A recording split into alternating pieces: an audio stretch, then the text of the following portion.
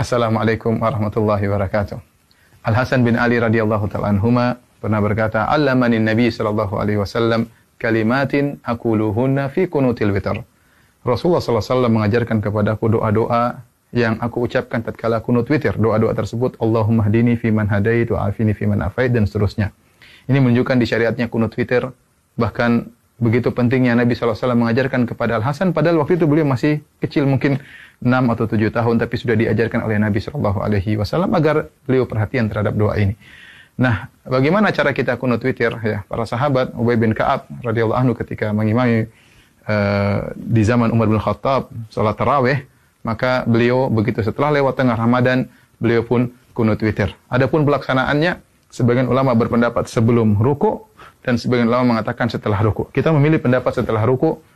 Adapun pelaksanaannya setelah kita bangkit dari ruku dengan mengucapkan sami Allahu liman hamidah, maka jangan langsung kunut. Ingat ada kewajiban salat yang harus kita ucapkan, yaitu doa Rabbana walakal hamdu. Ya.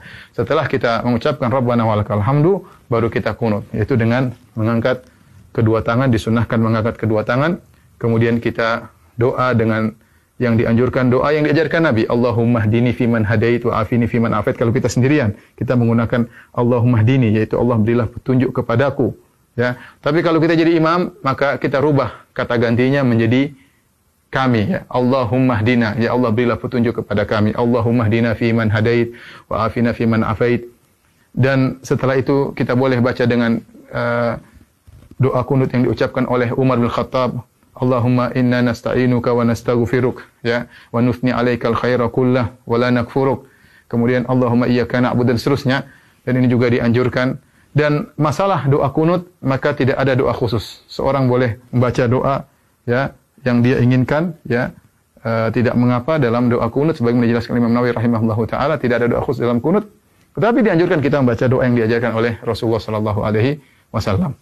Hanya saja yang perlu diingatkan, tatkala kita baca doa kunut, apalagi posisi kita sebagai imam, maka jangan lama-lama.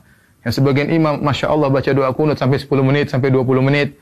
Kasihan jamaah, mereka capek, ya. Lihat sunnah yang diajarkan tidak begitu, cuma beberapa menit kemudian selesai. Doa yang diajarkan Nabi kepada Hasan juga tidak panjang, doa yang diucapkan oleh Umar juga tidak panjang, maka asalnya doa kunut tidak perlu panjang-panjang. Jangan sampai kita merepotkan makmum, apalagi baca sampai setengah jam. Adapun kalau kita sendiri, kita ingin baca lama-lama, terserah. Tapi kalau kita jadi imam, ingat kondisi makmum.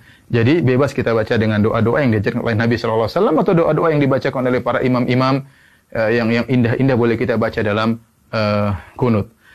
Kemudian jangan lupa di penghujung kunut kita mengucapkan Allahumma sholli ala Muhammad, atau kita bersalawat kepada Nabi SAW. Adapun makmum, ya, maka makmum mengaminkan. Kalau imam baca doa Allahumma hdina fiman hadait, maka mereka mengaminkan, ya. Nah, doa Allahumma hdina fiman hadait dibagi menjadi 2 oleh Imam Nawawi rahimahullahu taala. 5 pertama diaminkan, adapun perkara yang berikutnya tidak perlu diaminkan, yaitu Allahumma hdina fiman hadait, ya Allah berilah petunjuk kepadaku. Wa afina fiman afait, wa tawallana fiman tawallait, wa barik lana fima a'tait, berilah keberkahan kepada kami, ya, dan seterusnya, wa qina syarra ma qadait, ya, dan jagalah kami dari keburukan.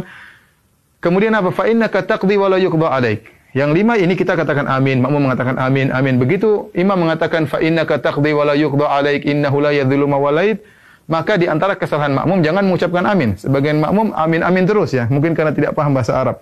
Padahal fa innaka taqdi wa la yuqda 'alaik itu bukan doa, tetapi sedang pujian. Sama perkataan doanya Umar, Allahumma inna nastaghfiruka wa nasta'inuka wa nastaghfiruk wa nuthni 'alaikal khaira kullah. Itu juga pujian, bukan tempat untuk mengaminkan. Maka salah jika makmum terus mengaminkan. Ada saatnya kita mengucapkan amin tatkala imam berdoa, tatkala imam sedang memuji Allah Subhanahu wa taala, maka yang dilakukan oleh makmum bisa salah satu dari 3 perkara. Pertama, makmum diam, mendengarkan saja pujian, jangan mengaminkan. Yang kedua, makmum ikut mengucapkan, ya, apa yang diucapkan imam, ya. Fa innaka taqdi wa la yuqda 'alaik, dia ikut pelan-pelan, innaka taqdi wa la yuqda 'alaik. Atau yang ketiga, dia bertasbih tatkala imam mengatakan fa innaka taqdi wa la yuqda 'alaik innahu la yadhillu ma walait, maka dia mengatakan subhanallah subhanallah subhanallah.